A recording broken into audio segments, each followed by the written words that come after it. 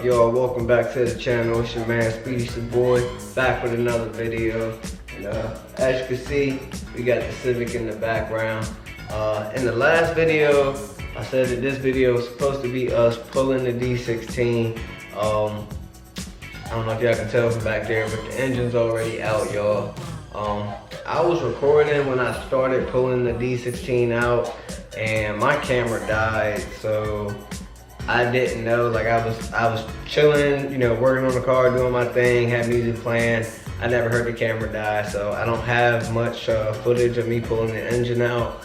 So today what we're going to be working on is we got the subframe sitting over there. We got to get that painted and prepped, and we're also going to go ahead and clean and prep the engine bay so we can go ahead and knock that out and work on getting the subframe into the car. So that's what we're going to be working on today. I'll show y'all a couple things. So as y'all can see, got a good amount of stuff out of the engine bay, not just the engine, but I've been pretty much taking out a bunch of stuff that I won't be using on the engine, swapping that I don't need. So that's what it's looking like in the engine bay. Probably gonna go ahead and pull the fenders off today as well.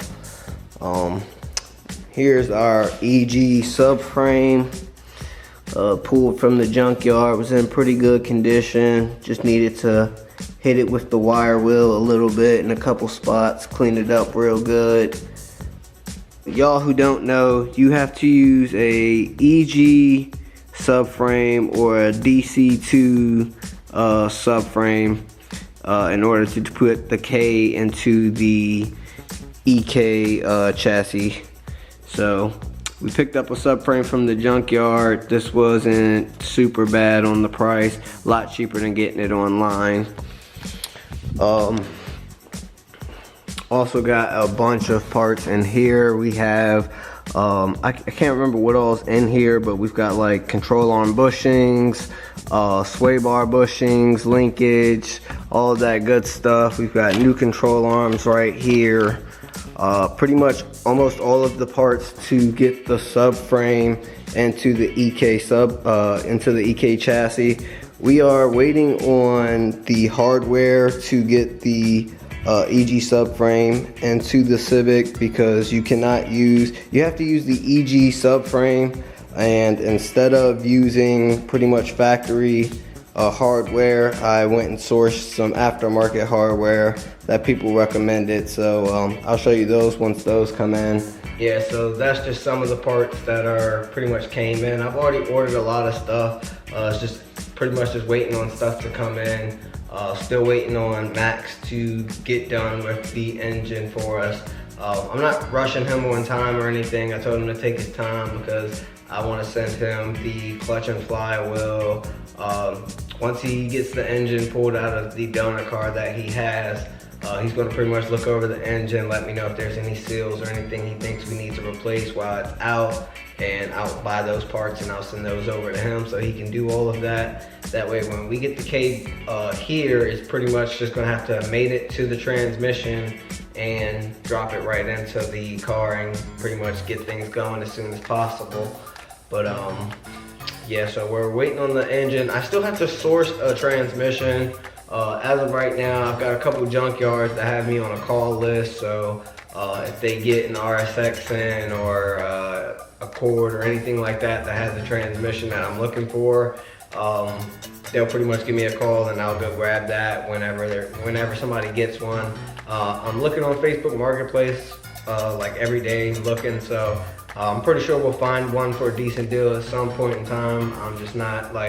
I'm not pressed to go pick one up for $1,000 when I know like you can get them for cheaper. So let's get started on the subframe and get started cleaning up this engine bay.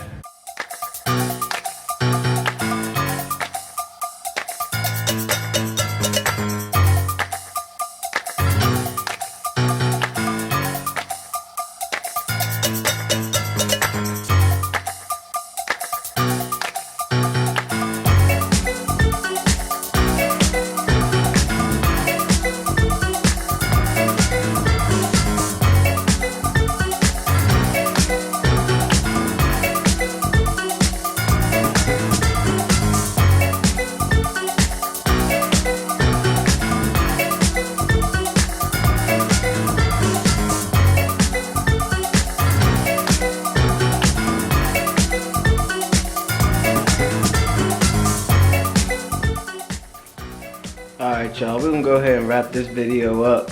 We made a lot of progress today. We got the subframe painted. I told myself I wasn't gonna do all this, but I ended up painting the fenders. Here's the subframe. Subframe came out really good. Just goes to show you don't have to spend $200-300 buying a brand new one. You can pick one up from the junkyard for a low price and clean it up yourself and get you a like new subframe. I don't know if I'm going to paint the engine bay yet. I really still trying to decide on that one. I don't know, y'all. I really don't know.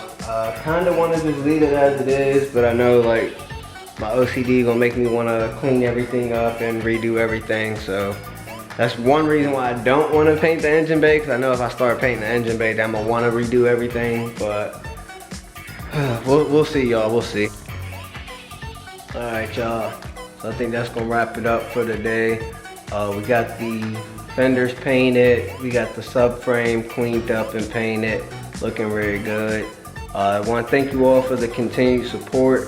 Make sure you all hit the like and subscribe button.